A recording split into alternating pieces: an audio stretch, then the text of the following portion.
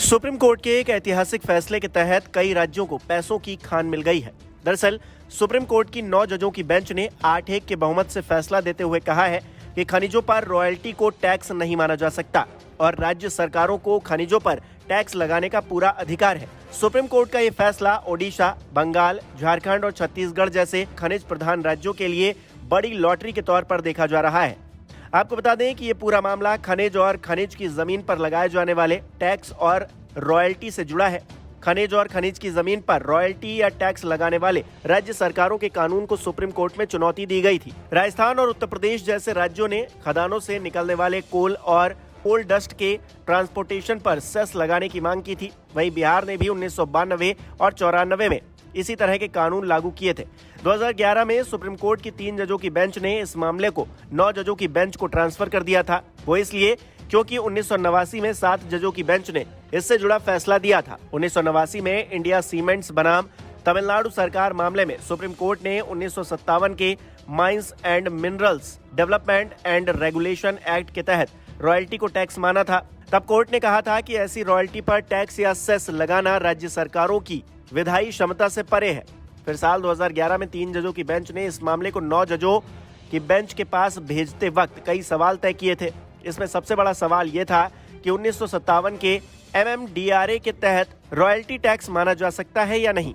हालांकि 9 जजों की बेंच में से सिर्फ एक जस्टिस नागरत्ना ने सुप्रीम कोर्ट के फैसले से असहमति जताई, लेकिन बावजूद इसके केंद्र को बड़ा झटका लगा है और राज्यों को मानो लॉटरी लग गई है। लॉटरी ऐसे है कि सुप्रीम कोर्ट के इस फैसले से खनिज प्रधान राज्यों का रेवेन्यू बढ़ने की उम्मीद है। अब राज्य सरकारें खनिज और खदान से जुड़े कानून भी बना सकेंगी। दूसरी तरफ इस फैसले से खनिज से जुड़े मामलों में केंद्र और राज्यों के अधिकारों का बंटवारा भी साफ हो गया है। अगर सुप्रीम कोर्ट इस फैसले को पहले से लागू करता है तो केंद्र को राज्यों को भारी बकाया रकम चुकानी पड़ सकती है। हालांकि इस फैसले से माइनिंग इंडस्ट्री भी चिंता में है। माइनिंग इंडस्ट्री को चिंता है कि इससे डबल टैक्सेशन हो सकता है और माइनिंग की लागत बढ़ सकती है। आपको ये जानकर हैरानी होगी कि भारत में 2021-22 में खदानों की संख्या 1319 थी, जबकि 2020-21 में इसकी संख्या 1375 हो गई। हालांकि इसमें छोटे छोटे खनिज, ईंधन खनिज और परमाणु खनिजों वाली खदानें शामिल नहीं हैं। सबसे ज्यादा 263 खदानें मध्य प्रदेश में हैं। इसके बाद गुजरात में 147, कर्नाटक में 132, ओडिशा में 128, छत्तीसगढ़ में 114, आंध्र प्रदेश में 108, राजस्थान में 90, तमिलनाडु में 88, महाराष्ट्र में 73, झारखंड में 45 और तेलंगाना में 39 खदानें हैं। गौरतलब है कि सिर्फ 7 राज्यों में ही 97% से ज्यादा खनिजों का उत्पादन होता है। इसमें से सबसे ज्यादा खनिज उत्पादन ओडिशा में होता है। 2021-22 में खनिजों का 44.11% उत्पादन ओडिशा में ही हुआ।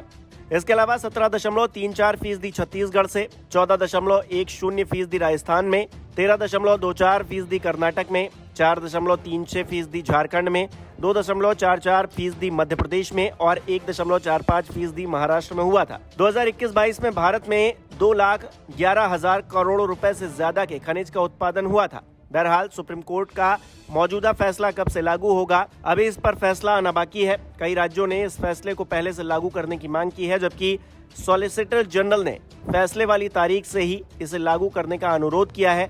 इस पर अब सुप्रीम कोर्ट अगले हफ्ते बुधवार को सुनवाई करेगा। नमस्कार, मैं हूं मानक गुप्ता। अगर आपको हमारा ये वीडियो पसंद आया हो तो इसे लाइक और शेयर जरूर करें और हाँ, हमें सब्सक्राइब और फॉलो करना ना भूलें ताकि आप देश और दुनिया की कोई खबर मिस ना करें। तो जुड़े रहिए हमारे साथ और देखते रहिए न्यूज़